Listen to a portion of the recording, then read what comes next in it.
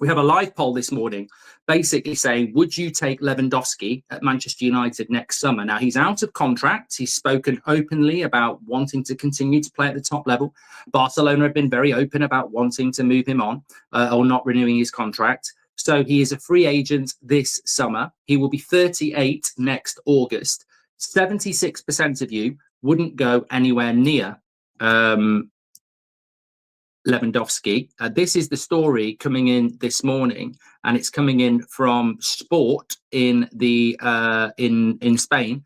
They're saying Manchester United are one of the clubs that have inquired and reached out to Lewandowski and his entourage to discuss a possible move ahead of the expiry of his contract in Spain next summer. The striker's deal at Barca expires in the summer. The report claims that Amorim is a strong admirer of the Polish forward, and the ideal mentor to Benjamin Sesko has potentially been identified. Well, that last sentence sort of adds a little bit of something to it, really, because I think that, look, when we're talking about the three elite strikers in world football at the moment, we're talking Harry Kane, which we're going to talk about in a moment, and his potential move to Man United next summer. We're talking Erling Haaland, and we're talking, in my belief, probably Mbappe now. But Lewandowski would be somebody over the last decade that would consistently be in the top three strikers in the world. You know, leave Messi and Ronaldo alone; they are GOAT status players. So I think Lewandowski, without doubt, is one of the greatest strikers we've seen in the modern day. But I agree with Mian; the ship has sailed. We've done this before. We've done it with Ronaldo. We've done it with Zlatan. We did it with Cavani, and it didn't actually work out that well. Differing levels of success, all quality, iconic players. But I mean, I loved Cavani. I didn't like the deal, but I ended up loving it. But I was right; he was always injured. Zlatan was brilliant for 8 months. Then he got a bad injury, and that was it. He didn't even complete the first season. And Ronaldo came back, and we know how that ended, even though he did quite well. So we don't have a great record of going for these iconic players at the end of their careers. So for me, it's a no. I actually do see the validity of the story. I actually do see the purpose of United's links. He's going to be free in the summer and he wants to keep playing. And a player of that quality, and look, let's play devil's advocate here. I don't think I can dismiss this as nonsense. I mean, it's been rumoured for a few weeks now. Amorim obviously values experience. I mean, look at what he's about to do with Harry Maguire. Harry Maguire is not going to get any better. Harry Maguire will never be as good as he was. Like, he's going to get slower. He's going to get more injury prone. So we're keeping Harry Maguire for the stories he can tell and the experiences he's had. It's the same with Lewandowski. And maybe Amorim looks at it and goes, he is a guy I want in my dressing room. Look at what he's done at Dortmund, Bayern, Barcelona, Poland. He is a guy I want at this football club for the next year or two, who I think would add so much to this squad. It's whether the club would back him. If I was the CEO or I was the director of football, I would say, Ruben, there is no doubt that Lewandowski is a fantastic player, but this is the Premier League. It is the most intense and quick league in the world.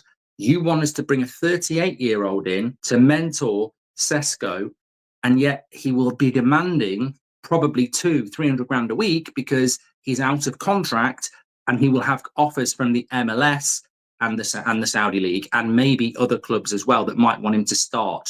So you're basically going to ask him to come to Man United, be a backup striker in the most intense league in the world, and do it for cheap. Won't happen.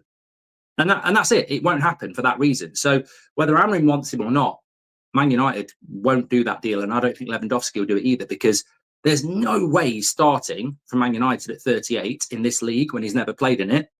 And there's no way United are going to write a weekly check of 250 grand a week above for a player who's 38 either. So it won't happen. As for Harry Kane, a few people talking about Harry Kane this morning, and I don't really understand why. I know Ben Jacobs said on the show yesterday that there's no real talks with Harry Kane at the moment. There is this release clause at the end of the season, which I think is about £50 million. And Harry Kane is of a mindset to come back to England and break the Premier League goal scoring record. Harry Kane is rumoured to be on, and I'm not even going to be accurate on this. I'm just going to throw a dart at the dartboard and get a rough score. He's on between 300 and 400 grand a week at Bayern.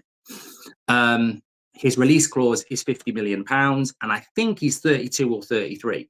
So again, you're going, Harry Kane for me is the best striker in the world at the moment, by the way. I'm not saying he wouldn't come back to the Premier League and score goals next season, but will he do it for the season after that and the season after that?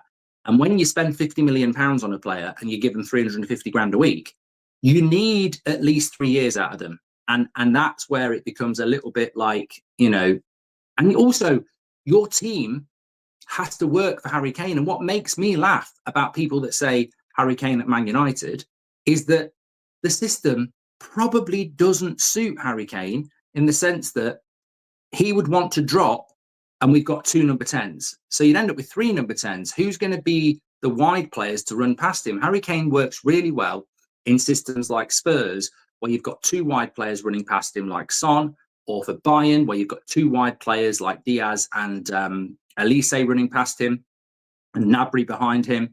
And for England now, with Saka and Rashford and people like Morgan Rogers, you put him in a Man United side and people are just going for the same stupid mistake we've made for years.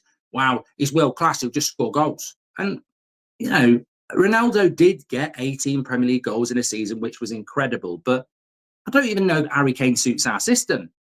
If I was coming back to England and I was Harry Kane, I'd either go back to Spurs or I'd be looking at a Man City or a Liverpool or an Arsenal, somewhere where I know I'm guaranteed to score 30 goals a season. And I don't think at United you necessarily are.